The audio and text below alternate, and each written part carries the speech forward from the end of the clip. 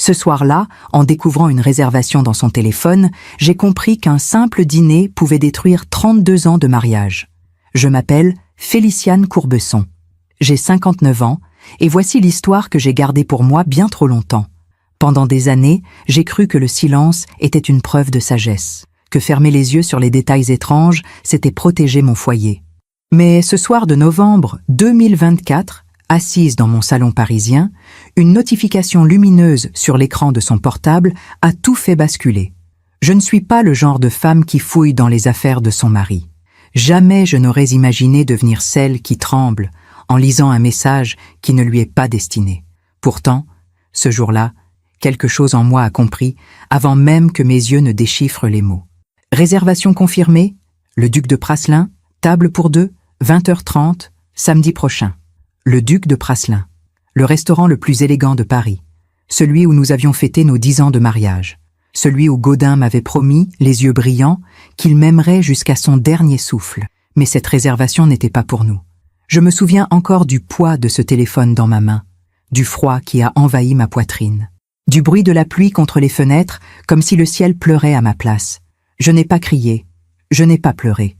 J'ai simplement posé l'appareil sur la table basse, à côté de ma tasse de thé fumante, cette vieille tasse en porcelaine blanche que ma mère m'avait offerte le jour de mon mariage. Elle était là, témoin silencieux de ma vie qui se fracturait. Gaudin était dans son bureau, comme tous les soirs. Je l'entendais parler au téléphone, ce ton doucereux qu'il n'utilisait plus avec moi depuis des années. J'ai fermé les yeux. J'ai essayé de respirer. J'ai essayé de me convaincre qu'il y avait une explication logique. Peut-être un dîner d'affaires, peut-être une surprise pour moi, peut-être, mais au fond de moi, je savais déjà. Laissez-moi vous ramener au début, pas au début de cette trahison. Non, bien avant, au début de nous. Parce que pour comprendre comment on en arrive là, il faut d'abord se souvenir de ce qu'on a été. J'ai rencontré Gaudin en 1987. J'avais 22 ans. Lui, 28. C'était lors d'une exposition d'art contemporain dans le 6e arrondissement. Je portais une robe bleu marine, simple mais élégante. Mes cheveux étaient longs, attachés en un chignon bas. Il s'est approché de moi devant une toile abstraite et m'a demandé ce que j'y voyais. De la solitude déguisée en couleurs, ai-je répondu sans réfléchir. Il a souri. Un sourire qui a illuminé toute la galerie. Exactement ce que je pensais, a-t-il murmuré. Nous avons parlé pendant 3 heures. De l'art, de la vie, de nos rêves. Il était architecte, moi professeur de littérature française dans un lycée privé. Il parlait avec passion de ses projets, des immeubles qu'il voulait dessiner, des espaces qui raconteraient des histoires. J'écoutais, fasciné, en buvant ses mots comme on boit un grand cru. 6 mois plus tard, nous nous sommes mariés dans une petite chapelle de Provence, entourée de lavandes et de promesses éternelles. Les premières années ont été douces. Nous habitions un appartement modeste près du parc Monceau. Chaque matin, avant de partir travailler, Gaudin me préparait mon café exactement comme je l'aimais, noir avec une touche de miel. Il déposait un baiser sur mon front et murmurait toujours la même phrase. « Bonne journée, mon étoile, mon étoile. » Quand ai-je cessé d'être son étoile? Nous n'avons jamais eu d'enfant.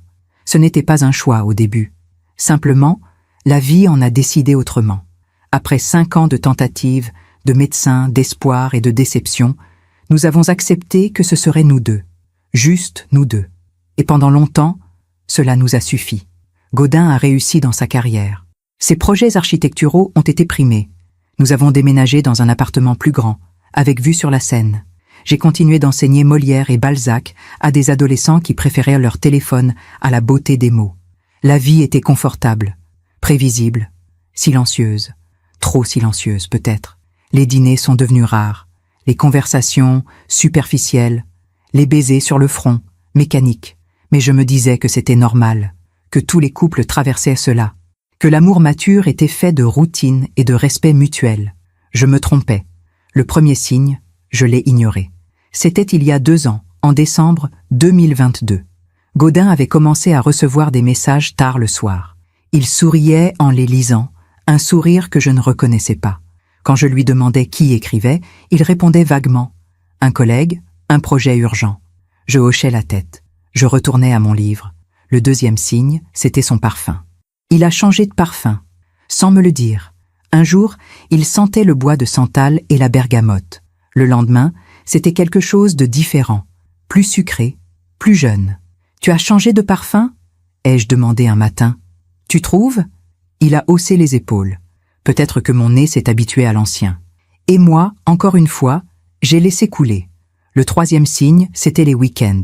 Gaudin avait toujours adoré nos escapades à la campagne. Chaque automne, nous louions une maison en Normandie, près de la mer. Nous marchions sur la plage, main dans la main, en écoutant le bruit des vagues. Mais en octobre 2023, quand j'ai proposé notre rituel annuel, il a secoué la tête. Je suis débordée, Féliciane. Ce projet pour la mairie de Lyon me prend tout mon temps. Pourtant, 3 semaines plus tard, j'ai trouvé dans sa veste un reçu d'hôtel. Un hôtel à Deauville. Exactement là où nous allions toujours. Quand je lui ai demandé, il a eu cette expression. Cette micro-expression que je n'oublierai jamais. Une fraction de seconde où son visage s'est durci avant de se recomposer en un masque de surprise innocente. Ah oui, c'était pour repérer des lieux pour un projet. Je ne voulais pas t'embêter avec ça. J'ai souri. J'ai dit que je comprenais. Mais cette nuit-là, allongée à côté de lui dans notre grand lit, j'ai fixé le plafond pendant des heures en écoutant sa respiration régulière et je me suis demandé depuis quand j'étais devenue une étrangère dans ma propre vie. Parfois, on fait confiance à ceux qui ne la méritent pas. Et vous, avez-vous déjà été déçu par quelqu'un que vous aimiez? Racontez-moi votre histoire dans les commentaires. J'aimerais vous lire. Mais revenons à ce soir de novembre 2024, à cette réservation, à cette tasse de thé qui refroidissait entre mes mains tremblantes. Gaudin est sorti de son bureau. Il portait son pull bleu marine, celui que je lui avais offert pour son anniversaire. Il avait l'air détendu, presque heureux. « Tu veux dîner devant la télé ce soir ?» a-t-il demandé en se versant un verre de vin. J'ai regardé cet homme que j'avais épousé 32 ans plus tôt. Cet homme qui connaissait chaque détail de mon visage, de mes rêves, de mes peurs. Et j'ai réalisé que je ne le connaissais plus du tout. « Comme tu veux », ai-je murmuré. Il s'est installé sur le canapé, a allumé les informations et s'est mis à commenter les nouvelles politiques comme si de rien n'était. Comme si ma vie ne venait pas de se briser en 1000 morceaux. Je suis restée assise, ma tasse vide entre les mains, et j'ai compris quelque chose de terrible. Le silence n'était pas une preuve de sagesse. C'était une prison que je m'étais construite moi-même. Et ce soir-là, j'ai décidé qu'il était temps d'en sortir. Les jours qui ont suivi cette découverte ont été étranges. Je continuais ma vie comme si rien n'avait changé. Je me levais, je préparais le petit déjeuner, j'allais au lycée enseigner Baudelaire à des adolescents distraits, je rentrais, je préparais le dîner. Mais à l'intérieur, quelque chose s'était brisé, ou peut-être pas brisé, peut-être réveillé. Je me suis mise à observer Gaudin comme on observe un tableau dont on aurait raté un détail crucial pendant des années. Chaque geste, chaque mot, chaque silence prenait une nouvelle dimension. Le matin, quand il se rasait devant le miroir de la salle de bain, je remarquais qu'il prenait plus de temps qu'avant, qu'il vérifiait son reflet sous différents angles, qu'il utilisait une lotion après rasage que je ne connaissais pas. « Tu es élégant aujourd'hui », ai-je dit un matin alors qu'il ajustait sa cravate gris-perle. Il a souri sans me regarder vraiment. Réunion importante avec des investisseurs. À quelle heure? 17 heures. J'ai hoché la tête. J'ai bu mon café en silence. Mais ce soir-là, quand il est rentré à 23 heures, sentant le vin et ce parfum sucré qui n'était pas le sien, j'ai su qu'il n'y avait eu aucune réunion avec des investisseurs. J'aurais pu le confronter. J'aurais pu hurler, pleurer, exiger des explications. Mais quelque chose en moi refusait de donner ce spectacle. Refusait de devenir cette femme hystérique qui supplie son mari de rester. Alors, j'ai choisi une autre voie. J'ai choisi d'observer, de comprendre, et surtout, de me souvenir. Parce que avant de savoir qui on est devenu, il faut se rappeler qui on a été. Notre appartement actuel est magnifique. 180 mètres carrés avec vue sur la Seine, dans le 7e arrondissement. Des moulures au plafond, un parquet en chêne massif, des fenêtres immenses qui laissent entrer une lumière dorée chaque fin d'après-midi. Mais ce n'est pas là que nous avons été heureux. Notre premier appartement, celui où nous avons vécu nos 10 premières années de mariage, était minuscule.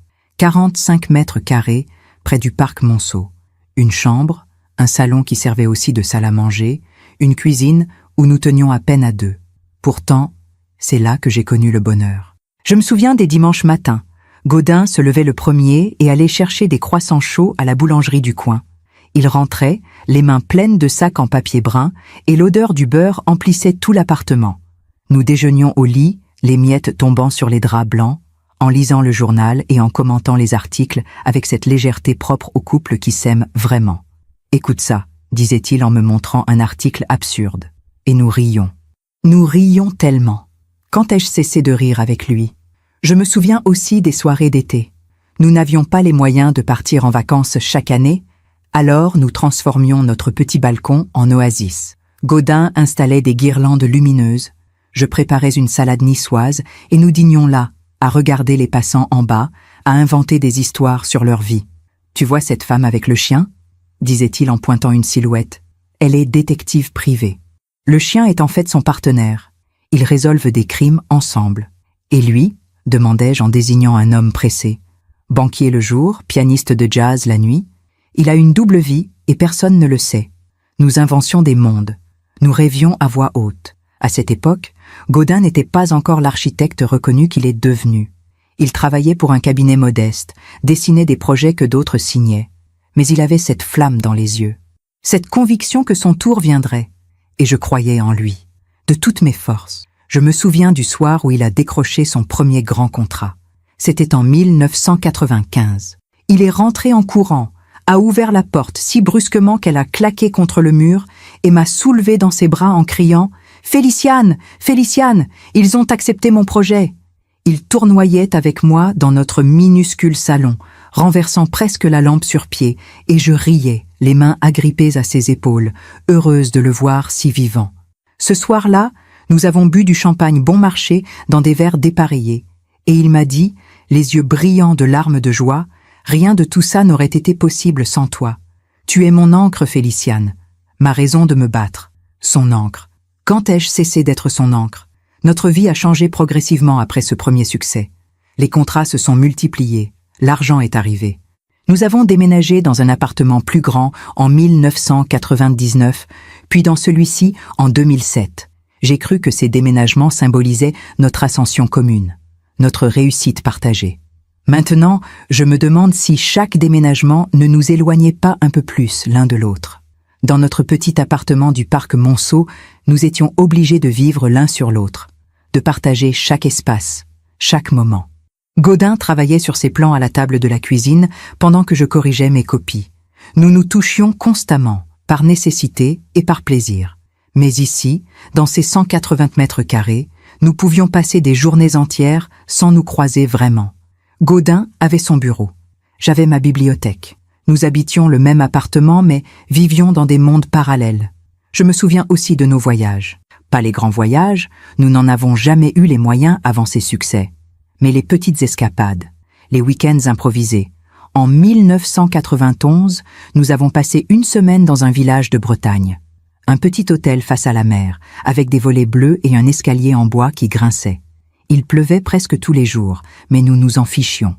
Nous marchions sur la plage déserte, emmitouflés dans nos imperméables, et Gaudin ramassait des coquillages pour moi. « Celui-ci te ressemble », disait-il en me tendant une coquille nacrée. Discret mais précieux. Je garde encore ces coquillages. Ils sont dans une boîte en carton au fond de mon armoire. Parfois, quand je les regarde, je me demande si cet homme existe encore quelque part sous le masque d'indifférence que Gaudin porte aujourd'hui. Notre vie sexuelle aussi était différente à l'époque. Pas que nous faisions l'amour tous les jours. Nous étions tous les deux épuisés par nos journées de travail. Mais il y avait une intimité, une tendresse. Gaudin m'embrassait dans le cou pendant que je faisais la vaisselle. Il glissait sa main dans la mienne quand nous regardions un film. Il murmurait des mots doux contre ma peau. Quand cela s'est-il arrêté? Je ne peux pas donner de date précise. Ce n'est pas comme si un jour, brutalement, tout avait cessé. C'était graduel, imperceptible. Comme une plante qui meurt lentement parce qu'on a oublié de l'arroser. Les baisers sont devenus des pecs rapides sur la joue. Les câlins, des accolades polies. Et au lit, le silence a remplacé les murmures. La dernière fois que nous avons fait l'amour, c'était... Je dois réfléchir. Février 2023, peut-être? Presque 2 ans maintenant. C'était son anniversaire. J'avais préparé son plat préféré, acheté une bouteille de Bordeaux, mis de la musique. J'avais essayé de recréer cette atmosphère d'autrefois. Il avait été tendre, presque nostalgique, mais même dans ce moment d'intimité, j'avais senti qu'il n'était pas vraiment là, qu'une partie de lui pensait à autre chose, à quelqu'un d'autre. Le lendemain matin, il était reparti dans sa bulle, et moi dans la mienne. Nous sommes devenus deux étrangers, partageant un toit, des factures et une histoire commune qui n'existait plus qu'au passé. Mais je ne voulais pas le voir. Je refusais de l'admettre, parce que admettre que notre mariage était mort signifiait admettre que j'avais gaspillé 32 ans de ma vie, que toutes ces années d'efforts, de compromis, de silence avalé n'avaient servi à rien. Alors je me racontais des histoires. Je me disais que c'était une phase, que tous les couples vivaient ça, que l'amour mature était fait de routine et de respect, pas de passion adolescente. Je me mentais à moi-même avec une constance admirable, jusqu'à cette réservation, jusqu'à ce moment où le mensonge est devenu impossible à maintenir. 3 jours après avoir découvert la réservation au duc de Praslin, j'ai décidé d'agir. Pas de confrontation directe, pas encore. Je voulais d'abord comprendre, savoir exactement à quoi j'avais affaire. Un matin, alors que Gaudin était sous la douche, j'ai pris son téléphone. Mon cœur battait si fort que j'avais peur qu'il l'entende malgré le bruit de l'eau. J'ai cherché des messages, des photos, des preuves. Mais Gaudin n'était pas stupide. Son téléphone était parfaitement propre, trop propre. Comme si quelqu'un avait méticuleusement effacé toute trace compromettante. J'allais reposer l'appareil quand j'ai remarqué une application que je ne connaissais pas. Une application de messagerie cryptée. J'ai essayé de l'ouvrir, mais elle demandait un code. J'ai tapé sa date de naissance. Mauvais code. Notre date de mariage. Mauvais code. Puis, presque par instinct, j'ai essayé les chiffres de l'adresse de notre premier appartement, celui du parc Monceau, celui où nous avions été heureux. L'application s'est ouverte, et là, j'ai tout vu. Des centaines de messages, des photos, des « je t'aime » répétés à l'infini, des projets d'avenir, des mots que je n'avais plus entendus depuis des années.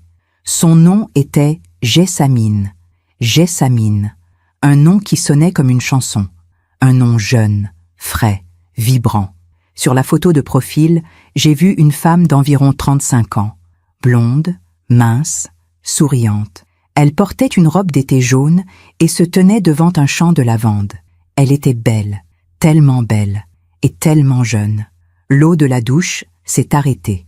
J'ai refermé l'application en tremblant, reposé le téléphone exactement où il était, et je suis sortie de la chambre. Dans le couloir, j'ai croisé mon reflet dans le miroir ancien que nous avions acheté au Puce de Saint-Ouen il y a 15 ans. Une femme de 59 ans me regardait, des rides autour des yeux, des cheveux gris qu'aucune teinture ne pouvait complètement masquer, un corps qui avait vieilli malgré mes efforts pour rester en forme. À côté de Jessamine, sur sa photo ensoleillée, j'étais l'ombre d'un passé révolu. Je suis retournée dans la cuisine. J'ai sorti ma vieille tasse en porcelaine blanche, celle que ma mère m'avait offerte pour mon mariage. Je l'ai remplie de café noir. J'ai ajouté une touche de miel. Et j'ai compris que je ne pleurerais pas, qu'il y avait quelque chose de plus fort que la tristesse qui montait en moi, quelque chose qui ressemblait à de la clarté. Les semaines qui ont suivi cette découverte ont été les plus étranges de ma vie. Je continuais d'aller au lycée, de sourire à mes collègues, de corriger des dissertations sur Madame Bovary avec une ironie qui ne m'échappait pas. Emma Bovary, cette femme piégée dans un mariage sans passion, cherchant désespérément quelque chose de plus. Mes élèves ne comprenaient pas pourquoi elle avait tout détruit pour une illusion romantique. Maintenant, moi non plus je ne comprenais pas. Mais pour des raisons différentes. Je ne comprenais pas comment Gaudin avait pu tout détruire pour une illusion. Comment il avait pu échanger 32 ans de vie commune contre des messages cryptés et des sourires à une femme qui pourrait être notre fille. Car oui, Jessamine avait 35 ans. Je l'avais découvert en fouillant discrètement. 35 ans. L'âge que j'avais quand nous avons acheté notre appartement actuel. L'âge où je croyais encore que la vie nous réservait de belles surprises. 24 ans de différence avec moi. Ce chiffre tournait dans ma tête comme une toupie infernale. Décembre 2024 est arrivé avec son cortège de lumière de Noël et de faux semblants. Paris s'était paré de guirlandes dorées, les vitrines scintillaient et partout résonnaient des chants joyeux qui contrastaient cruellement avec le silence de notre appartement. Gaudin travaillait de plus en plus tard, ou prétendait travailler. « Ne m'attends pas pour dîner ce soir », disait-il en ajustant sa cravate devant le miroir de l'entrée. Encore une réunion ? Le projet de Lyon est complexe. Les investisseurs sont exigeants. J'acquiesçais. Je regardais la porte se refermer. Et je restais là, debout dans ce grand appartement vide, avec ma tasse de thé qui refroidissait entre mes mains.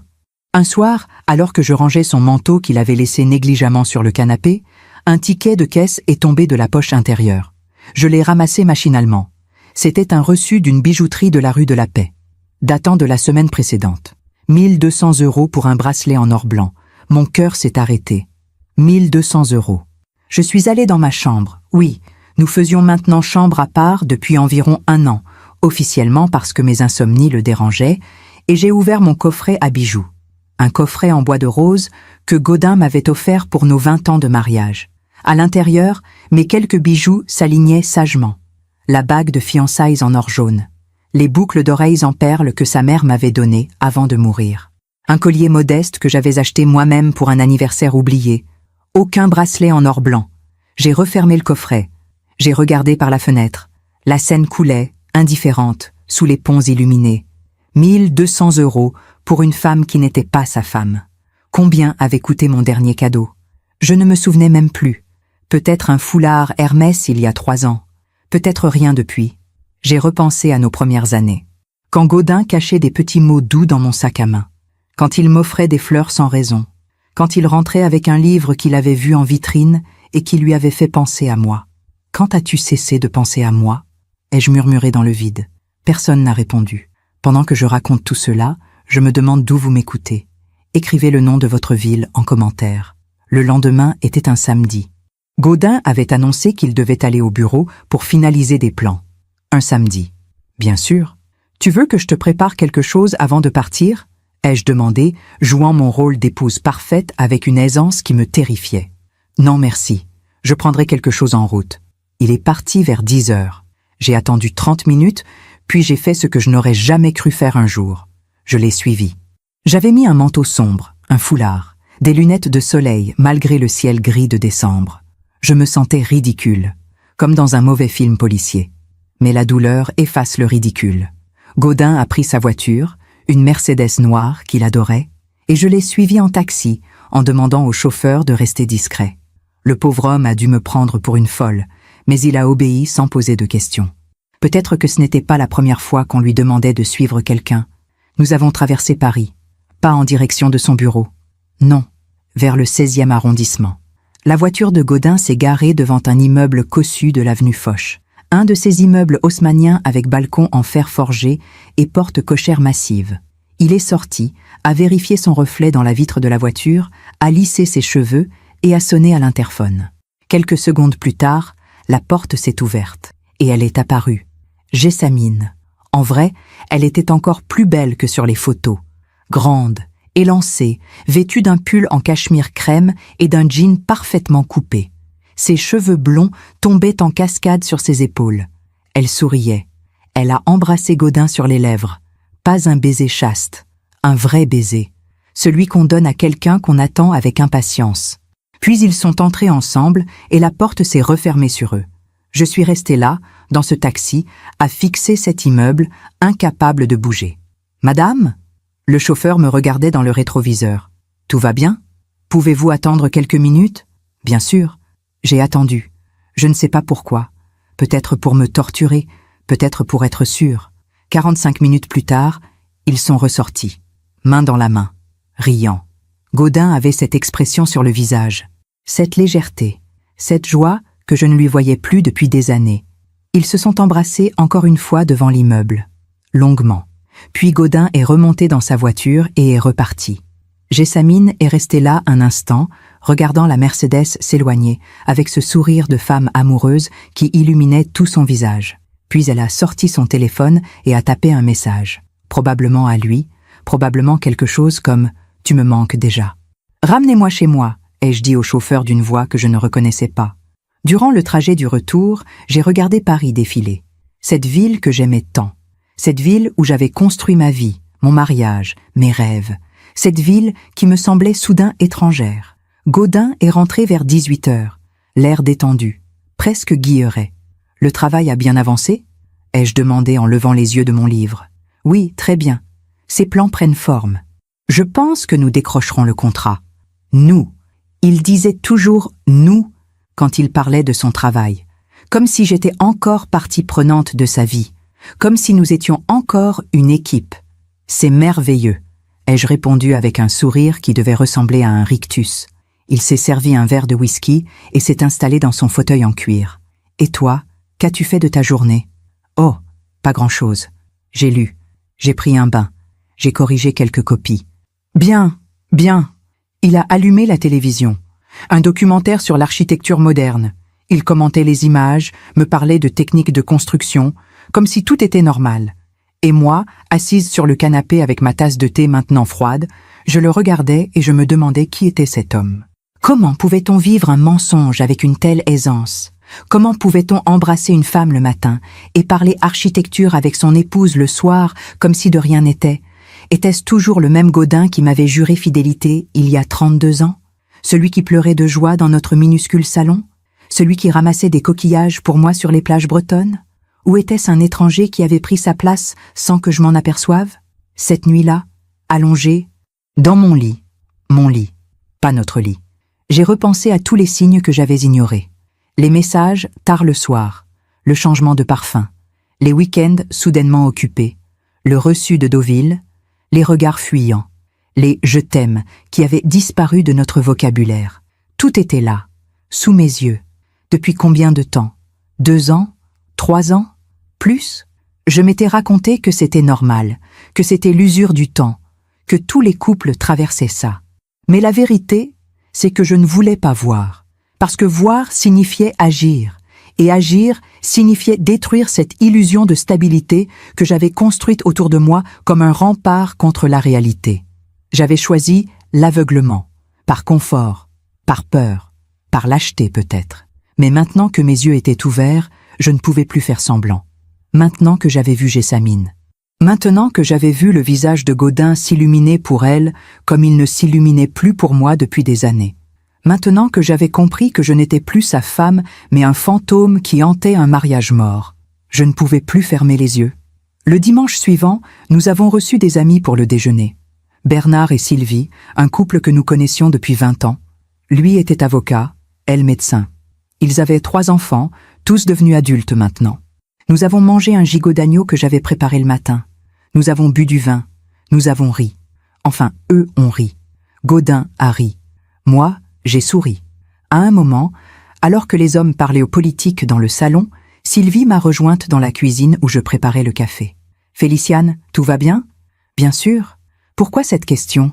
Elle a hésité, puis a posé sa main sur mon bras. « Tu sembles ailleurs, fatiguée. » J'ai failli tout lui raconter.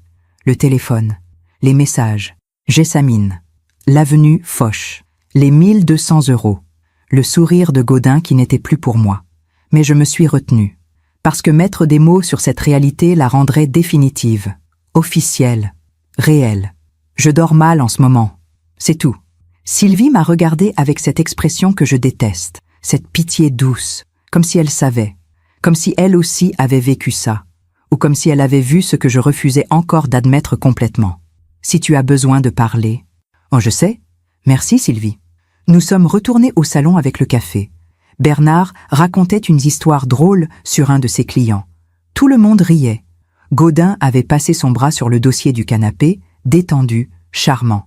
Il était doué pour ça, pour jouer le rôle du mari parfait devant les autres. Mais quand son téléphone a vibré et qu'il a jeté un coup d'œil discret à l'écran, j'ai vu ses yeux s'illuminer. Cette micro-expression de bonheur. Puis il a rangé le téléphone dans sa poche et a repris son masque d'époux attentif. Personne d'autre n'avait remarqué, sauf moi. 3 jours plus tard, j'ai trouvé autre chose. Une facture, dans le tiroir de son bureau. Je ne fouillais pas. Je cherchais un stylo. Mais la facture était là, pliée au fond. Un week-end à Deauville, hôtel Le Normandie, chambre supérieure avec vue sur la mer, 1500 €, datant du mois d'octobre 2023. Exactement le week-end où il m'avait dit être trop occupé pour notre escapade annuelle. Exactement l'hôtel où nous allions toujours. Il l'avait emmené là-bas, dans notre lieu, notre rituel. Il avait pris nos souvenirs et les avait réécrits avec elle. J'ai refermé le tiroir, j'ai posé le stylo que je tenais, et je me suis assise sur le fauteuil de son bureau. Autour de moi, ses diplômes encadrés, ses récompenses d'architecture, des photos de ses projets les plus prestigieux. Mais aucune photo de nous, Pas une seule. Il y avait eu des photos autrefois. Notre mariage, nos voyages, nos anniversaires, elles avaient disparu progressivement, remplacées par des cadres vides ou des certificats professionnels. J'avais été effacée, petit à petit, de son bureau, de sa vie, de son cœur, et je l'avais laissé faire. Janvier 2025 est arrivé avec son lot de résolutions que personne ne tient jamais. La nouvelle année. Un nouveau départ, disent les gens. Mais pour moi, c'était simplement la continuation d'un mensonge qui s'étirait comme une ombre interminable. Le 1er janvier, Gaudin et moi avons fait ce que nous faisions chaque année. Nous avons trinqué à minuit avec une coupe de champagne. Nous nous sommes embrassés poliment sur les joues et nous nous sommes souhaités une bonne année avec des sourires qui ne montaient pas jusqu'aux yeux. « À nous », a-t-il dit en levant sa coupe. « Ah, à nous », ai-je répété, en me demandant qui était ce « nous » auquel il pensait vraiment. Les jours suivants ont continué sur cette lancée. Une routine mécanique, un ballet parfaitement chorégraphié de 2 personnes qui partagent un espace mais plus une vie. Je me levais la première. Je préparais le café. Je mettais la table pour le petit déjeuner. Gaudin descendait, lisait le journal, mangeait ses tartines en silence. Nous échangions quelques mots sur la météo, les actualités, rien d'important. Puis il partait travailler. Et moi aussi. Au lycée, mes collègues me demandaient si j'avais passé de bonnes fêtes. « Oui, tranquille », répondais-je avec un sourire parfait. Tranquille. Le mot était juste, terriblement juste. Un soir de mi-janvier, Gaudin est rentré avec un bouquet de roses rouges. Des roses. Il ne m'avait pas offert de fleurs depuis...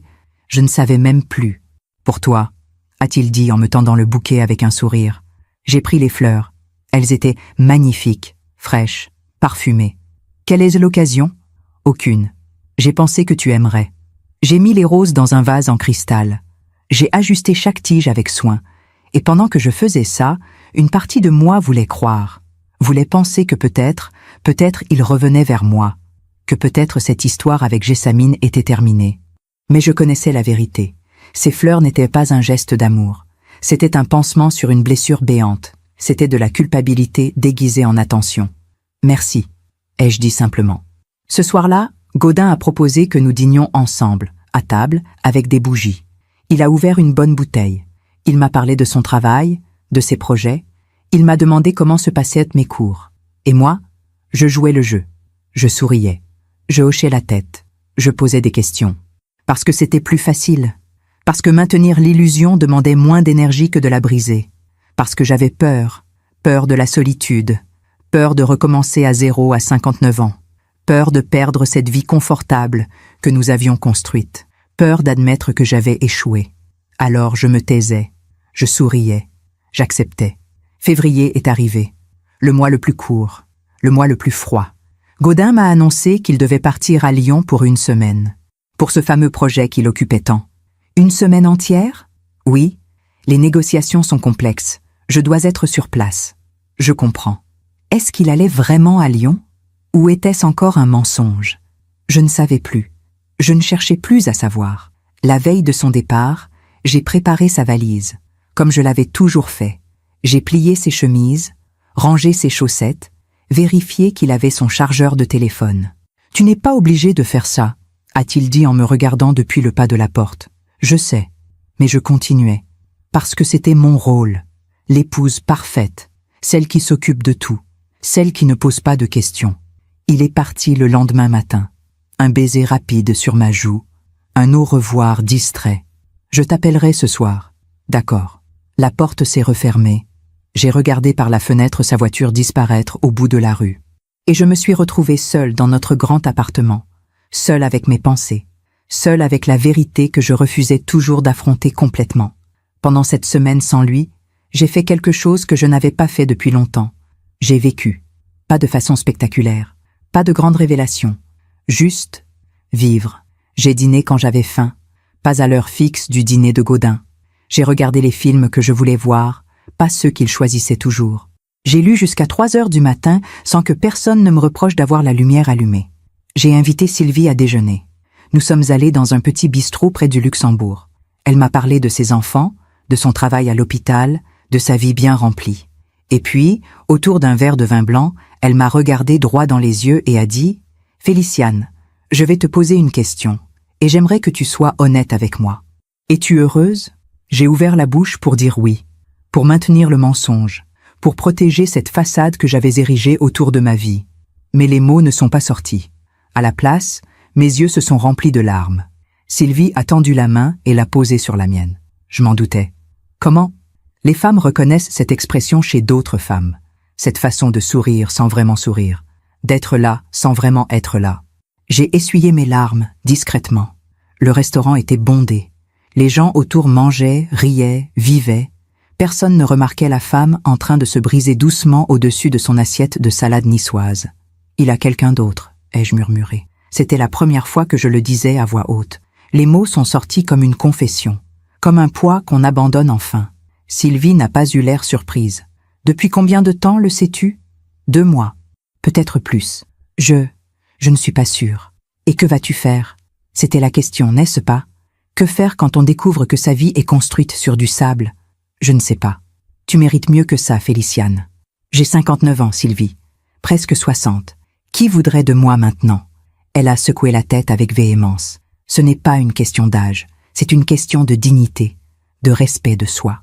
Tu ne peux pas continuer à vivre dans le mensonge juste parce que tu as peur d'être seule. Mais nous avons 32 ans de mariage. Et combien de ces années étaient vraiment heureuses? La question m'a frappée comme une gifle. Combien d'années avaient été vraiment heureuses? Les 10 premières, peut-être. 15 au maximum. Le reste, de la routine, du confort, de l'habitude, mais pas du bonheur. Je ne veux pas tout perdre, ai-je avoué dans un souffle. Mais as-tu quelque chose à perdre, Féliciane? Ou est-ce que tu t'accroches à un fantôme? Gaudin est rentré le vendredi soir. Il avait l'air épuisé, mais satisfait. Le projet est pratiquement bouclé. Encore quelques détails à régler, mais nous y sommes presque. C'est formidable. Il a posé sa valise dans l'entrée et s'est dirigé vers la salle de bain pour prendre une douche.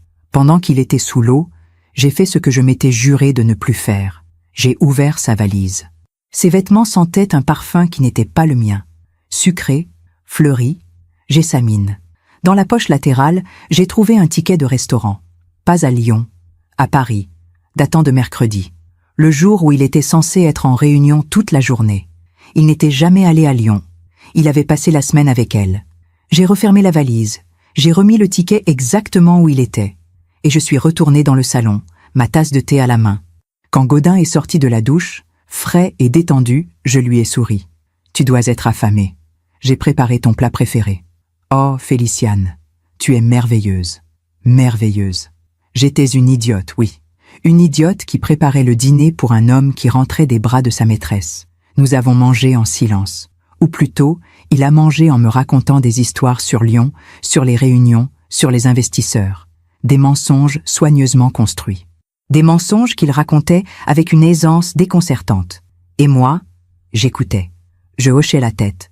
Je posais des questions pour rendre ces mensonges plus crédibles. Parce que c'était plus facile que d'affronter la vérité. Cette nuit-là, allongée dans mon lit, j'ai pensé à ce que Sylvie m'avait dit. « Tu t'accroches à un fantôme. » Avait-elle raison? Est-ce que je me battais pour sauver quelque chose qui n'existait déjà plus? Le Gaudin que j'aimais, celui qui me soulevait dans ses bras en riant, celui qui ramassait des coquillages pour moi, celui qui me regardait comme si j'étais la plus belle femme du monde. Était-il encore là quelque part? Ou était-il mort depuis longtemps, remplacé par cet étranger qui partageait mon toit, mais plus ma vie? J'ai fermé les yeux. J'ai essayé de dormir. Mais les questions tournèrent dans ma tête comme un disque rayé. Pourquoi restais-je? Par amour? Non. L'amour était mort, enterré sous des années de silence et d'indifférence. Par habitude? Probablement. Il est tellement plus simple de continuer que de changer. Par peur? Certainement. La peur de l'inconnu, la peur d'être seul, la peur d'échouer. Mais surtout, par une étrange forme de déni. Tant que je ne disais rien, tant que je ne confrontais pas Gaudin, tant que je maintenais cette illusion de normalité, je pouvais prétendre que tout allait bien. Je pouvais prétendre que nous étions toujours un couple, que notre mariage existait encore. Mais le déni a ses limites, et j'étais en train d'atteindre les miennes. Mars 2025 est arrivé avec ses promesses de printemps. Les arbres commençaient à bourgeonner le long de la Seine. Les terrasses des cafés se remplissaient à nouveau. Paris se réveillait de son hibernation hivernale. Mais dans notre appartement, l'hiver persistait. Gaudin était de plus en plus absent. Physiquement présent, certes, mais mentalement ailleurs, à 1000 lieues. Ou plutôt, à quelques arrondissements de là, avenue Foch, dans les bras d'une femme de 35 ans. Je continuais ma routine. Lycée, copie, dîner silencieux, nuit solitaire. Mais quelque chose en moi avait changé depuis ma conversation avec Sylvie. Une graine avait été plantée. Une graine de révolte. Minuscule, fragile, mais bien réelle. Je ne voulais plus seulement savoir. Je voulais comprendre. Comprendre comment nous en étions arrivés là. Comprendre qui était vraiment cette Jessamine. Comprendre ce qu'elle avait que je n'avais plus. Un mardi après-midi, j'ai fait quelque chose dont je ne me croyais pas capable. J'ai appelé l'interphone de l'immeuble de l'avenue Foch. Mon cœur battait si fort que j'avais peur qu'on l'entende à travers le combiné. J'avais préparé une histoire. Je me ferais passer pour une amie d'une voisine, n'importe quoi. Mais personne n'a répondu. J'ai attendu 5 minutes. J'ai réessayé. Toujours rien. Puis, alors que j'allais abandonner, une femme est sortie de l'immeuble. Une dame âgée avec un petit chien. « Excusez-moi », ai-je dit en m'approchant. « Je cherche madame. » J'ai fait semblant de consulter un papier. « Madame Lenoir. Appartement. Vous ne sauriez pas à quel étage ?» La dame m'a regardé avec bienveillance. « Il n'y a pas de madame Lenoir dans cet immeuble, ma chère. » Oh, peut-être que je me suis trompée d'adresse, et Jessamine. Jessamine. J'ai fait semblant de chercher le nom de famille. Jessamine Moreau, 3e étage gauche. Mon sang s'est glacé. J'avais son nom complet maintenant. Oui, c'est ça. Moreau. Merci beaucoup. De rien. Mais je ne pense pas qu'elle soit là. Elle part souvent en déplacement. Son mari aussi d'ailleurs. Ils sont rarement là en même temps, ces deux-là. Son mari. Le mot a résonné dans ma tête comme un gong. Son mari? Oui, monsieur Edric. Très gentil. Toujours poli. Ils sont mariés depuis, 7 ou 8 ans, je crois. Pas d'enfants. Tous les deux, très pris par leur carrière. J'ai remercié la dame et je suis partie, les jambes tremblantes. Jessamine était mariée. Jessamine avait un mari qui s'appelait Edric. Mon Gaudin détruisait non pas un mariage, mais 2. Je me demande encore si j'ai fait le bon choix. Et vous? Qu'auriez-vous fait à ma place? De retour chez moi, je me suis assise dans le salon avec ma tasse de thé. La vieille tasse en porcelaine blanche, celle qui avait tout vu, tout entendu. Jessamine avait un mari.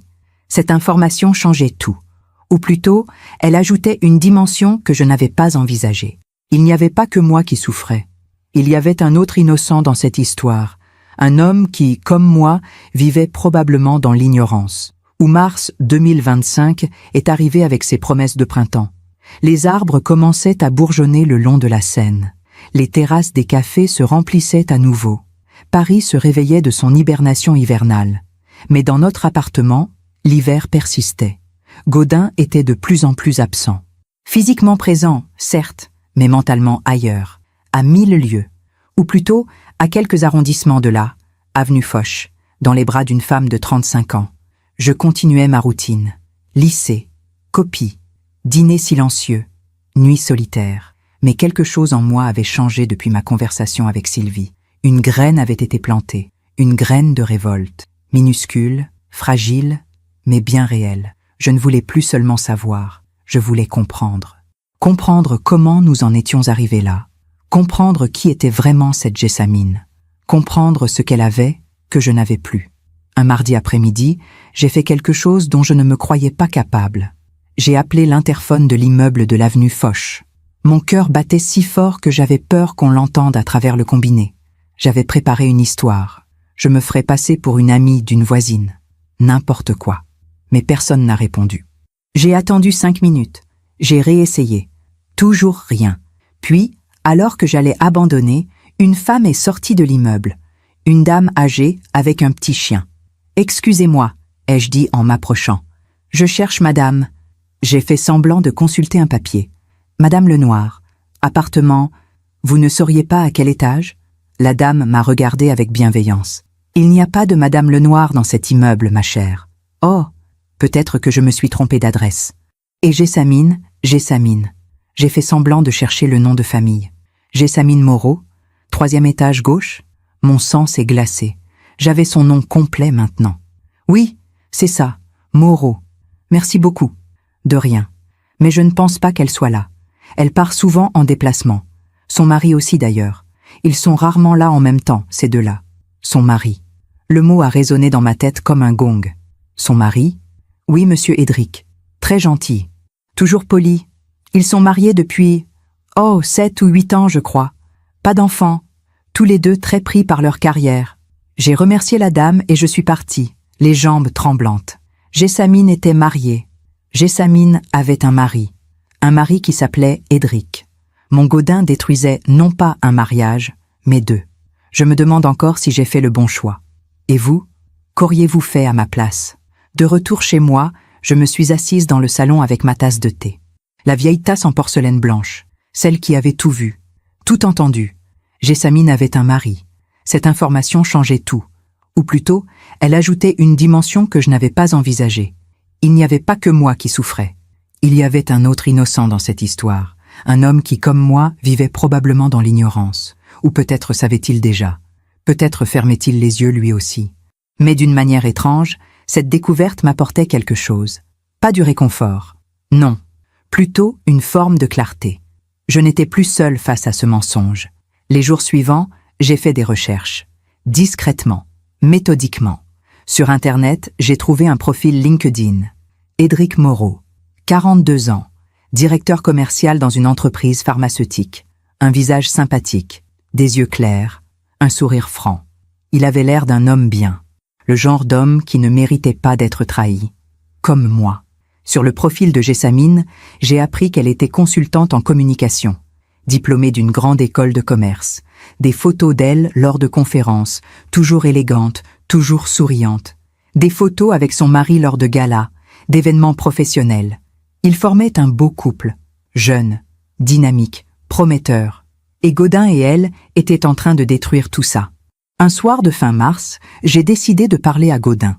Pas de l'affaire, pas directement, mais de nous. Nous étions assis dans le salon. Lui lisait sur sa tablette. Moi faisais semblant de lire un livre. Gaudin? Est-ce que tu es heureux? Il a levé les yeux, surpris. Quelle drôle de question. C'est une question simple pourtant. Es-tu heureux? Avec moi, avec nous, avec cette vie. Il a posé sa tablette, m'a regardé avec une expression que je n'arrivais pas à déchiffrer. D'où vient cette question? De nulle part, ou de partout. Je me pose des questions dernièrement. Sur nous, sur ce que nous sommes devenus. Il a soupiré. Pas de frustration, plutôt de lassitude. Féliciane, nous sommes mariés depuis 32 ans. C'est normal que la passion s'estompe, que les choses deviennent plus tranquilles. Tranquille. J'ai répété le mot comme s'il avait un goût amer. Est-ce vraiment ce que tu veux? Une vie tranquille? À notre âge, qu'est-ce qu'on peut vouloir d'autre? À notre âge. Comme si nous étions déjà morts, comme si la vie était finie, comme si nous n'étions plus que des fantômes attendant la fin. Je ne sais pas, ai-je murmuré. Peut-être quelque chose de plus. De plus? Comme quoi? Comme de la joie, de la complicité, de l'amour même. Il a détourné le regard. L'amour évolue, Féliciane. Il devient autre chose, plus mature, plus stable, ou il meurt, ai-je dit doucement. Il n'a pas répondu. Il a repris sa tablette. La conversation était close, mais j'avais ma réponse. Notre amour n'avait pas évolué.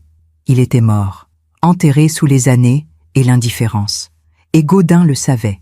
Il le savait et il s'en accommodait.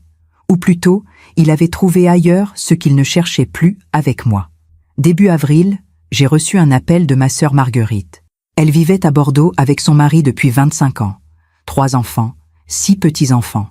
Une vie bien remplie. Féliciane, comment vas-tu? Cela fait une éternité qu'on ne s'est pas parlé. Je vais bien. Et toi?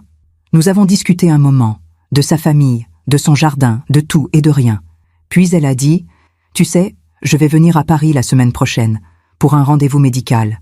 On pourrait déjeuner ensemble? Avec plaisir. Et Gaudin, il va bien? J'ai hésité. Marguerite et moi avions toujours été proches. Enfants, nous partagions tout. Mais avec les années, la distance géographique avait créé une distance émotionnelle. Il va bien, toujours absorbé par son travail. Certaines choses ne changent jamais, a-t-elle ri. Non, certaines choses ne changeaient jamais. Sauf que maintenant, son travail n'était qu'un alibi pour voir sa maîtresse. Le jour de notre déjeuner, j'ai retrouvé Marguerite dans un restaurant près de Saint-Germain-des-Prés. Elle avait vieilli, bien sûr. Nous avions toutes les deux vieilli. Mais elle avait gardé cette lumière dans les yeux, cette joie de vivre que j'avais perdue. « Tu es magnifique », ai-je dit en l'embrassant. « Menteuse, je suis une vieille femme avec des rides partout. Une vieille femme de 62 ans qui rayonne. Nous nous sommes assises, avons commandé. Et pendant un moment, nous avons simplement rattrapé le temps perdu. Puis, autour du café, Marguerite m'a regardée avec cet air que seules les sœurs savent avoir. « Féliciane, qu'est-ce qui ne va pas ? Rien. Pourquoi ? Parce que je te connais. Parce que tu as ce regard éteint. » J'ai baissé les yeux sur ma tasse. Cette vieille tasse de restaurant qui ne ressemblait en rien à celle que j'avais chez moi. Gaudin a une liaison. Les mots sont sortis tout seuls. Simple. Direct. Définitif. Marguerite n'a pas eu l'air choquée. Juste triste. Depuis combien de temps le sais-tu ? Quelques mois. Et que comptes-tu faire ? Je ne sais pas. Elle a posé sa main sur la mienne. Tu te souviens de tante Béatrice ? Bien sûr. Tante Béatrice, la sœur de notre mère. Elle avait découvert que son mari la trompait quand elle avait 55 ans. Elle était restée avec lui. Par peur, par habitude, par manque de courage.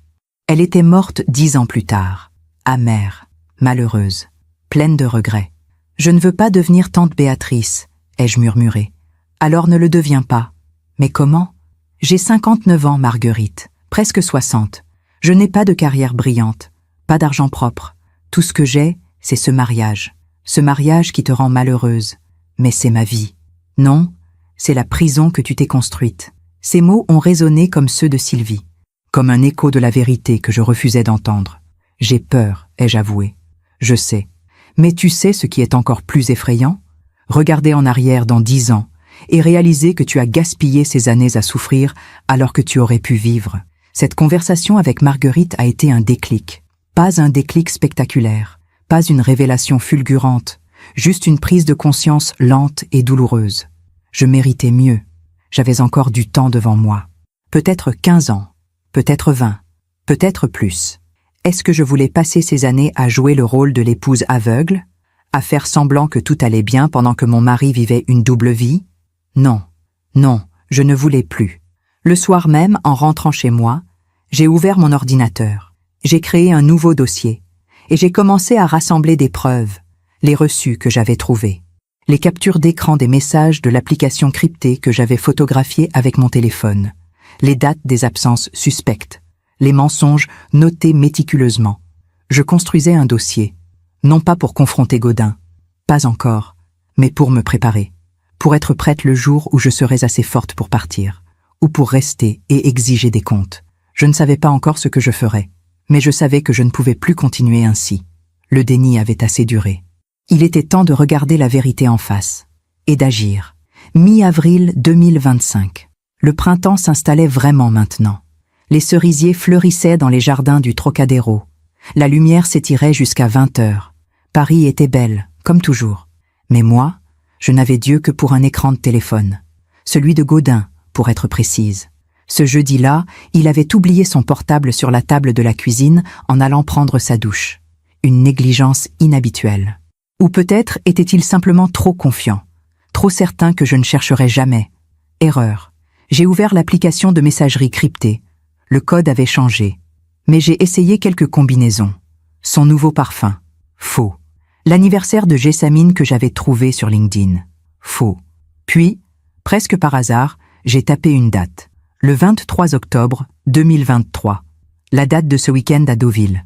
Leur premier week-end ensemble, probablement. L'application s'est ouverte. Et là, j'ai vu le message le plus récent. Envoyé la veille. Mon amour, j'ai réservé au duc de Praslin pour samedi prochain. 20h30. Notre table habituelle. J'ai hâte de fêter notre anniversaire avec toi. 2 ans déjà. Les plus belles années de ma vie. Mon sang s'est figé dans mes veines. Le duc de Praslin. Notre restaurant. Celui où nous avions célébré nos 10 ans de mariage. Samedi prochain. Dans 2 jours. Leur anniversaire. 2 ans. Donc depuis avril 2023. Depuis 2 ans entiers, Gaudin vivait une double vie. 2 ans pendant lesquels j'avais été l'idiote qui préparait ses valises, qui souriait poliment, qui fermait les yeux. J'ai lu les messages précédents. Des dizaines, des centaines peut-être. Tu me manques déjà. Hier soir était magique.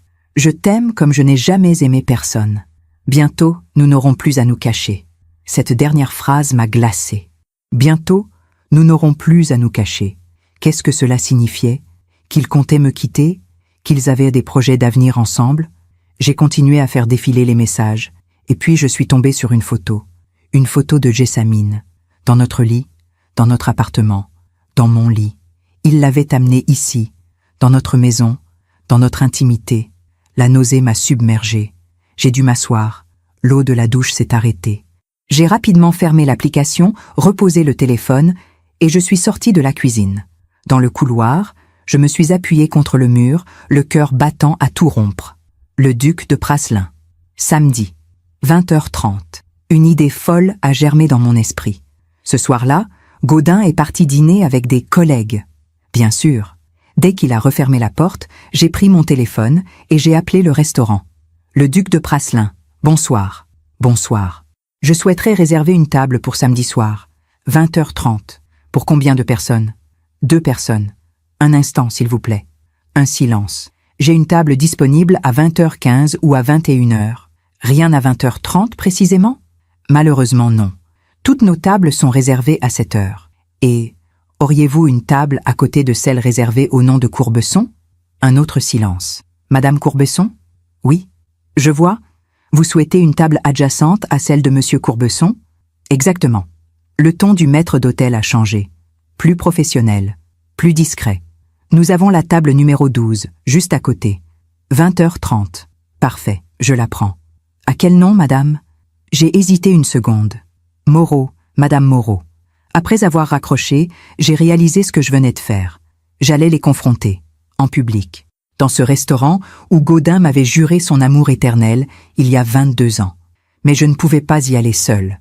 Je ne voulais pas être la femme hystérique qui fait une scène. Je voulais de la dignité, de la force. Je voulais qu'Édric soit là. Mais comment le contacter? Je ne connaissais que son nom, son visage sur LinkedIn, son adresse avenue Foch. J'ai passé la soirée à réfléchir. Puis, vers 23h, j'ai pris une décision. Le lendemain, vendredi, j'ai appelé le lycée pour prévenir que je serais absente. Un malaise. Rien de grave. Mes collègues ont été compréhensifs. Puis je suis allée avenue Foch. J'ai attendu devant l'immeuble. 3 heures. Assise sur un banc en face. Ridicule. Pathétique. Mais déterminée. À 13h30, il est sorti. Édric Moreau. 42 ans. Costume gris. Attaché case. L'air fatigué mais élégant. Je me suis levée. J'ai traversé la rue. Mon cœur battait comme jamais. Ah, monsieur Moreau? Il s'est retourné, surpris. Oui? Je m'appelle Féliciane Courbesson. J'ai quelque chose d'important à vous dire. Il m'a regardé sans comprendre. Nous nous connaissons? Non. Mais nos conjoints se connaissent très bien. J'ai vu son visage changer. La compréhension. Puis la douleur. Je vois, a-t-il murmuré. Vous saviez? J'avais des doutes, depuis quelques mois, mais je n'avais pas de preuves. Moi, j'en ai. Nous sommes allés dans un café. Nous nous sommes assis face à face. 2 étrangers liés par la même trahison. Je lui ai tout raconté. Les messages, les photos, Deauville, le bracelet, l'avenue Foch, les mensonges. Et lui m'a raconté sa version. Les retards inexpliqués de Jessamine. Les week-ends de formation professionnelle. Les sourires secrets devant son téléphone. Les parfums d'hommes qu'il ne reconnaissait pas sur ses vêtements. Depuis combien de temps êtes-vous mariés? Ai-je demandé. 8 ans en juin. 8 ans, dont 2 passés dans le mensonge. Demain soir, ai-je dit lentement. Ils ont prévu un dîner romantique au duc de Praslin, pour fêter leurs 2 ans ensemble. Édric a serré les poings. 2 ans. J'ai réservé la table à côté de la leur. Il m'a regardé. Dans ses yeux, j'ai vu ce que je ressentais. La colère, la douleur, mais aussi quelque chose d'autre, la détermination. Vous voulez que je vienne avec vous? Oui. Il a réfléchi longuement, puis il a hoché la tête. D'accord. Nous avons échangé nos numéros. Convenu d'1 heure. 20h15 devant le restaurant. En me levant pour partir, Édric m'a retenu. Madame Courbesson? Oui. Merci, pour avoir eu le courage de venir me voir. Nous méritons tous les deux la vérité. Oui, nous la méritons. Le soir, quand Gaudin est rentré, je l'ai regardé différemment. Ce n'était plus mon mari, c'était un menteur, un tricheur, un homme qui avait détruit 32 ans de vie commune pour une aventure. Tu as passé une bonne journée? A-t-il demandé distraitement. Excellente. Des projets pour demain soir? Oui. Et toi? Je dois sortir. Un dîner professionnel. Bien sûr. Il est allé dans son bureau. Moi dans ma chambre. Et j'ai souri. Pour la première fois depuis des mois, j'ai souri. Parce que demain, le mensonge prendrait fin. Demain, justice serait faite. Samedi. Le jour était arrivé. Je me suis réveillée avec une clarté étrange. Pas de doute, pas de peur, juste une détermination froide et calme. Gaudin était déjà levé. Je l'ai entendu siffloter dans la salle de bain. Siffloter, comme s'il était heureux. Comme si ce soir, il allait célébrer l'amour avec sa maîtresse pendant que sa femme resterait à la maison comme une idiote. Mais pas cette fois. « Tu pars tôt ce matin ?» ai-je demandé en entrant dans la cuisine. « Oui, beaucoup de travail avant ce soir. Ton dîner professionnel. » « Exactement. » Il a bu son café rapidement. « Ne m'attends pas. Je rentrerai tard. » « Je n'en doute pas. » Il m'a embrassé distraitement sur la joue et est parti. Dès que la porte s'est refermée, j'ai ouvert mon armoire. Qu'est-ce qu'on porte pour confronter son mari infidèle dans le restaurant où il vous avait juré fidélité? J'ai choisi une robe noire simple mais élégante. Celle que je portais rarement parce que Gaudin disait qu'elle me vieillissait. Aujourd'hui, je m'en fichais. J'ai attaché mes cheveux en chignon bas, mis mes perles, celles que sa mère m'avait données. Dans le miroir, j'ai vu une femme de 59 ans, pas jeune, pas éclatante, mais digne, et c'était suffisant. À 20h10, j'ai pris un taxi jusqu'au Duc de Praslin. Édric m'attendait devant l'entrée. Costume noir impeccable, visage fermé mais déterminé. « Vous êtes prête ?» a-t-il demandé. « Oui. Et vous ?» « Autant qu'on peut l'être. Nous sommes entrés ensemble. Le maître d'hôtel nous a accueillis avec un sourire professionnel légèrement crispé. Il savait. Bien sûr qu'il savait. « Madame Moreau, table 12 ?» C'est exact. Il nous a conduits à notre table, juste à côté de la table 13, celle où Gaudin et Jessamine n'étaient pas encore arrivés. Nous nous sommes assis, Édric face à la salle. Moi dos à la table 13, mais avec un angle de vue parfait grâce au miroir sur le mur d'en face. « Que faisons-nous exactement ?» a murmuré Édric. « Nous attendons. Et quand ils arriveront, nous les laisserons s'installer. Puis, nous agirons. » Comment? J'ai sorti de mon sac 2 enveloppes. Des enveloppes blanches que j'avais préparées hier soir. Avec ceci. Édric a compris. Dans son regard, j'ai vu le même mélange de tristesse et de résolution. À 20h35, ils sont arrivés. Gaudin d'abord, en costume gris anthracite, celui que je lui avais offert pour Noël. Il souriait, détendu, heureux. Puis Jessamine, magnifique dans une robe rouge, ses cheveux blonds tombant en cascade. Elle riait à quelque chose qu'il venait de dire. Ils se sont assis à la table 13. Le serveur leur a apporté du champagne. Ils ont trinqué, se sont regardés avec cette intensité que je reconnaissais. C'était comme ça que Gaudin me regardait autrefois, il y a 30 ans, avant que tout ne meure.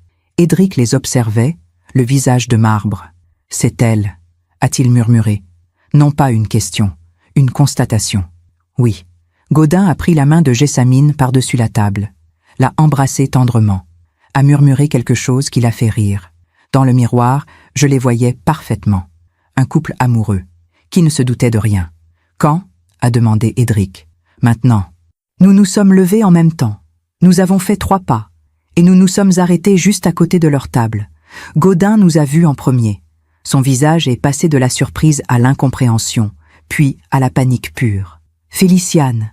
Jessamine s'est retournée, a vu Édric, et toute couleur a quitté son visage. « Édric, qu'est-ce que… » Le restaurant était bondé. Les conversations continuaient autour de nous. Personne ne remarquait encore le drame qui se jouait à la table 13. J'ai posé mon enveloppe devant Gaudin, calmement, sans trembler. « Bonsoir mon chéri, joyeux anniversaire. » Ma voix était douce, presque sereine. Édric a posé sa propre enveloppe devant Jessamine. « Bonne soirée ma chérie. » Gaudin regardait l'enveloppe comme si c'était un serpent venimeux. « Féliciane, je peux expliquer… » Inutile. Tout est là-dedans. J'ai désigné l'enveloppe. Les papiers du divorce. Mes conditions. Mon avocat te contactera lundi. Féliciane, s'il te plaît. 32 ans. 32 ans de ma vie. Pour en arriver là. Ma voix ne tremblait toujours pas. J'étais calme. D'un calme terrifiant. Jessamine avait ouvert son enveloppe. Ses mains tremblaient. Édric, 2 ans, a dit Édric doucement. 2 ans que tu me mens, que tu détruis notre mariage. Pour lui. Quelques personnes aux tables voisines commençaient à se retourner. Le maître d'hôtel s'approchait discrètement. Sois heureuse avec elle, Gaudin, ai-je dit. Mais sans mon argent, sans notre appartement, sans rien de ce que nous avons construit ensemble. Tu voulais recommencer? Recommence vraiment. À 0. Gaudin était blanc, pétrifié. Tu ne peux pas faire ça. Je peux. Et je le fais. Édric regardait Jessamine avec une tristesse infinie. Je voulais des enfants. Tu disais que tu n'étais pas prête. Mais c'était juste que tu ne les voulais pas avec moi. Ce n'est pas... Garde-le. Vis ta vie avec lui, mais sans moi et sans mon soutien. Jessamine avait des larmes sur les joues. Gaudin aussi semblait sur le point de pleurer. Mais nous, Édric et moi, nous étions secs, au-delà des larmes, au-delà de la douleur. Une dernière chose, ai-je dit en me penchant légèrement vers Gaudin. Ce restaurant, tu te souviens? Nos 10 ans de mariage. Tu m'as dit que tu m'aimerais jusqu'à ton dernier souffle. Féliciane, j'espère que ça valait le coup de détruire tout ça pour une histoire qui finira probablement de la même manière. J'ai regardé Jessamine. Bonne chance, vous en aurez besoin. Puis Édric et moi avons tourné les talons et sommes sortis du restaurant. Derrière nous, le silence, puis des murmures, puis le chaos. Mais nous n'avons pas regardé en arrière. Dehors, la nuit était douce. Paris scintillait sous les lumières. Édric et moi sommes restés là un moment, sans parler. Puis il a dit « Merci, je n'aurais pas pu faire ça seul. Moi non plus. Qu'allez-vous faire maintenant? Rentrer chez moi, préparer mes valises, partir avant qu'il ne rentre. Où irez-vous? Chez ma sœur, à Bordeaux, le temps de régler les choses. » Il a hoché la tête. « Bonne chance, Madame Courbesson. Bonne chance à vous aussi, Monsieur Moreau. » Nous nous sommes serrés la main. 2 survivants d'un naufrage. 2 personnes qui venaient de fermer un chapitre douloureux de leur vie. Puis nous sommes partis chacun de notre côté. Je suis rentré à l'appartement. Mes mains ne tremblaient pas en ouvrant la porte. Mon cœur battait normalement. J'étais calme, étrangement calme. J'ai sorti 2 valises du placard. Les grandes, celles que nous utilisions pour nos voyages d'autrefois. Méthodiquement, j'ai commencé à emballer mes affaires, mes vêtements, mes livres préférés. Les photos de ma famille, pas celles de notre mariage.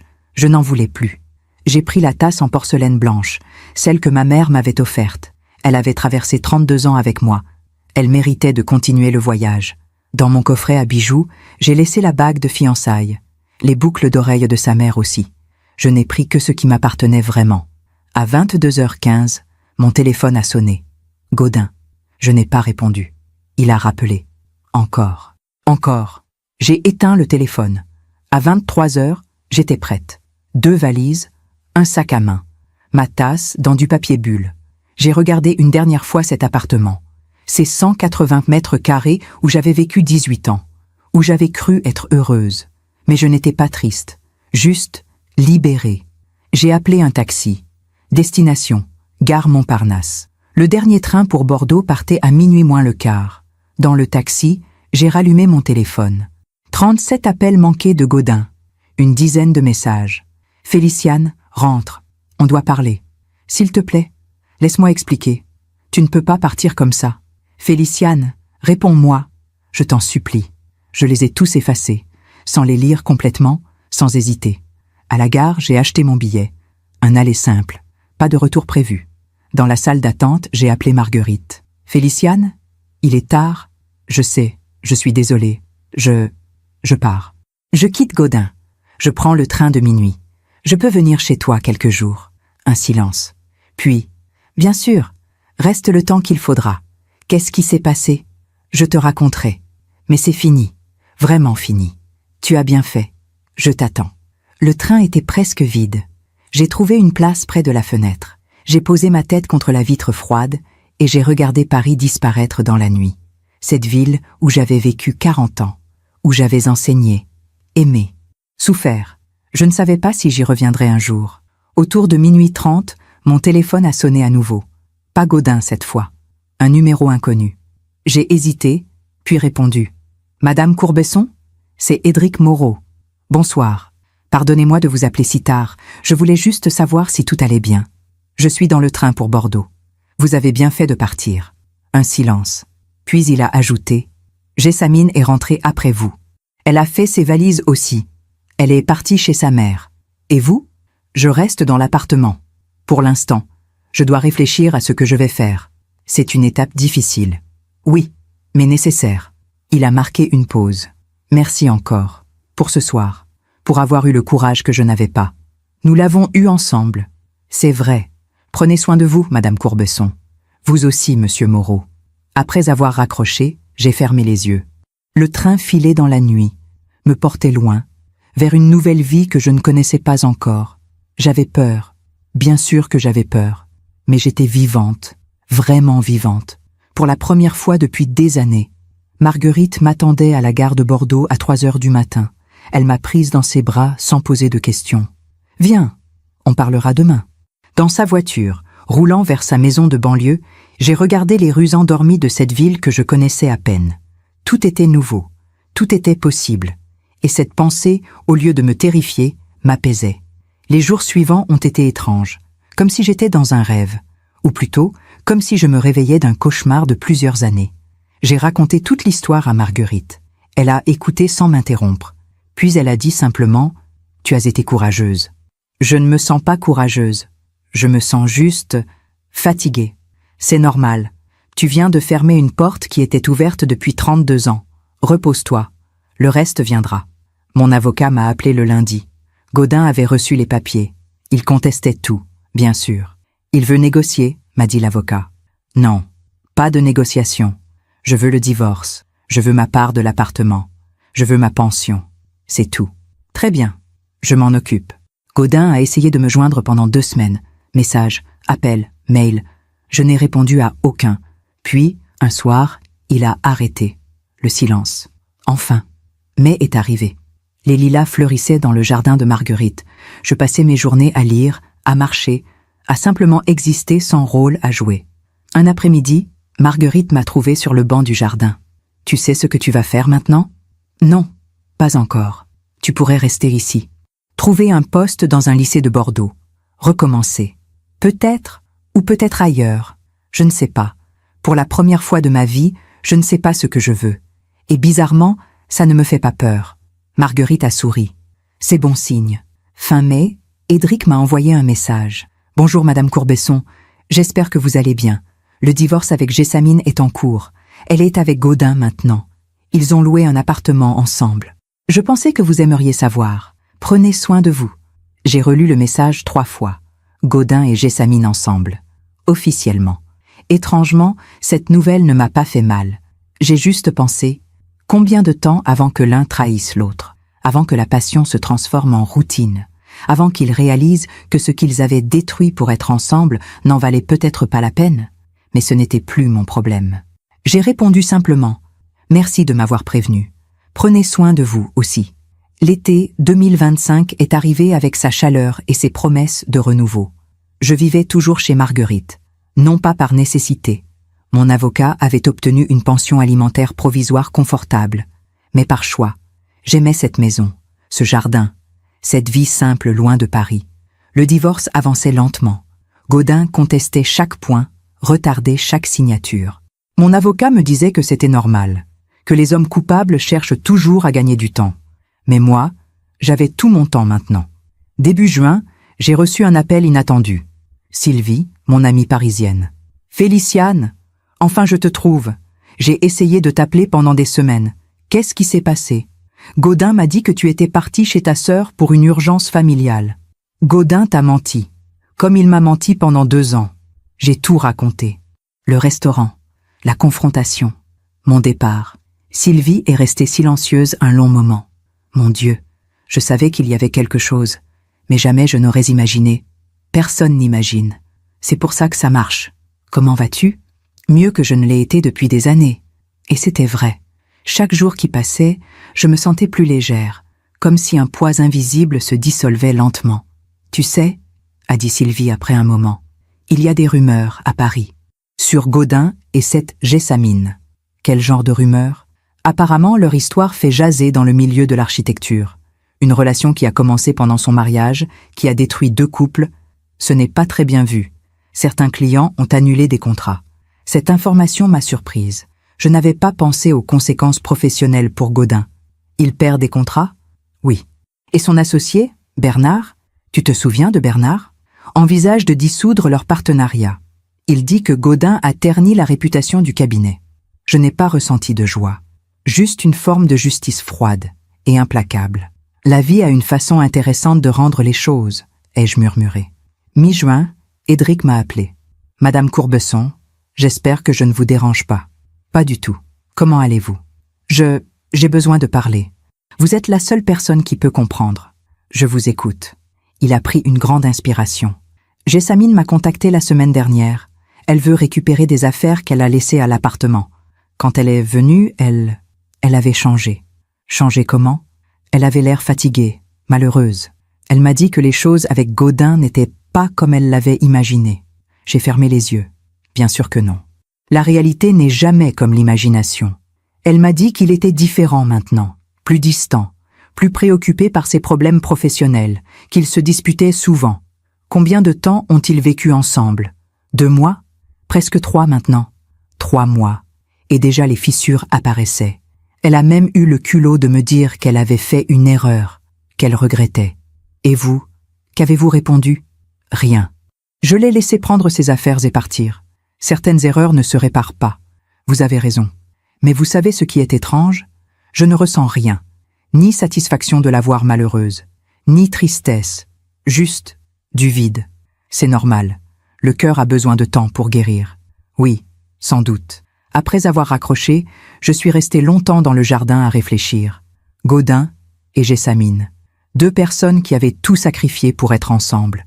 Et maintenant, confrontés à la réalité quotidienne, ils découvraient que leur histoire n'était peut-être qu'une illusion construite sur l'excitation de l'interdit.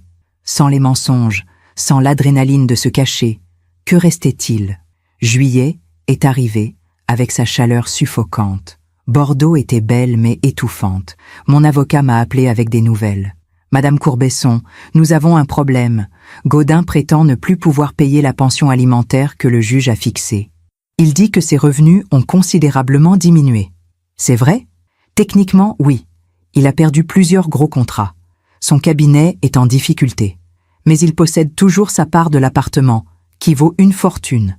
Alors qu'il la vende. C'est ce que je lui ai dit, mais il refuse. Il dit que c'est sa maison.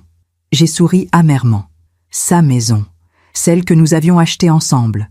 Celle où j'avais vécu 18 ans. Insisté. Je veux ma part. Entendu. Fin juillet. Sylvie m'a rappelé. Tu ne vas pas croire ce qui se passe à Paris. Dis-moi. Gaudin et Jessamine ont rompu. Mon cœur s'est arrêté une seconde. Rompu? Oui. Il y a 1 semaine. Apparemment, une dispute terrible. Elle est retournée chez sa mère. Lui était resté dans leur appartement loué. Mais ils n'ont même pas vécu ensemble 4 mois. Je sais. C'est pathétique, non? Ils ont détruit 2 mariages pour une histoire qui n'a même pas duré un été. J'ai ressenti quelque chose d'étrange. Pas de la satisfaction, pas de la joie. Plutôt une profonde tristesse pour tout ce gâchis. Qu'est-ce qui s'est passé? Personne ne sait exactement. Mais les rumeurs disent qu'ils se sont rendus compte qu'ils n'avaient rien en commun en dehors de leur liaison, que sans l'excitation du secret, il ne restait rien. Et Gaudin, comment va-t-il? Mal, d'après ce que j'ai entendu. Il a perdu son travail, sa maîtresse, et bientôt son appartement, si le divorce avance. Il vit seul maintenant. Bernard dit qu'il le voit parfois dans des cafés. L'air perdu. Je devrais me réjouir. Mais je ne ressentais que de la pitié. Gaudin avait tout eu. Un mariage stable, une carrière brillante, une vie confortable. Et il avait tout jeté pour une illusion. Début août, j'ai reçu un message de Gaudin. Le premier depuis des mois. Féliciane, je sais que tu ne veux pas me parler. Je respecte ça. Mais j'ai besoin de te dire quelque chose.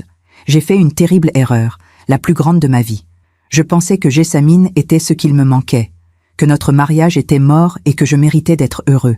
Mais j'avais tort. Elle n'était qu'une distraction, une illusion. Et maintenant, j'ai tout perdu. Mon travail, ma réputation, toi, notre vie. Je ne te demande pas de me pardonner. Je sais que c'est impossible. Mais je voulais que tu saches que je regrette, profondément. Et que si je pouvais revenir en arrière, je le ferais. J'ai lu ce message 3 fois, puis je l'ai effacé. Non pas par cruauté, mais parce que ces regrets ne changeraient rien. Le mal était fait. Notre mariage était mort bien avant cette fameuse soirée au restaurant. Et moi, j'avais avancé. Mi-août, mon avocat m'a appelé avec de bonnes nouvelles. Madame Courbesson, nous avons un accord. Gaudin accepte de vendre l'appartement. Vous recevrez votre part, soit environ 750 000 €, plus une pension alimentaire mensuelle de 3 000 € jusqu'à la finalisation du divorce. 750 000 €. De quoi recommencer? De quoi vivre confortablement? De quoi être libre? Quand? L'appartement sera mis en vente ce mois-ci. La transaction devrait être finalisée d'ici octobre. Octobre. Dans 2 mois, je serai financièrement indépendante. Cette pensée m'a remplie d'une paix profonde. Fin août, Édric m'a envoyé un dernier message. « Chère Madame Courbesson, mon divorce avec Jessamine sera finalisé le mois prochain. Elle a tout accepté sans contestation. Je pense qu'elle avait trop honte pour se battre. J'ai appris que votre situation avançait aussi. Je voulais vous dire merci. Merci d'avoir eu le courage de nous sortir de ce mensonge.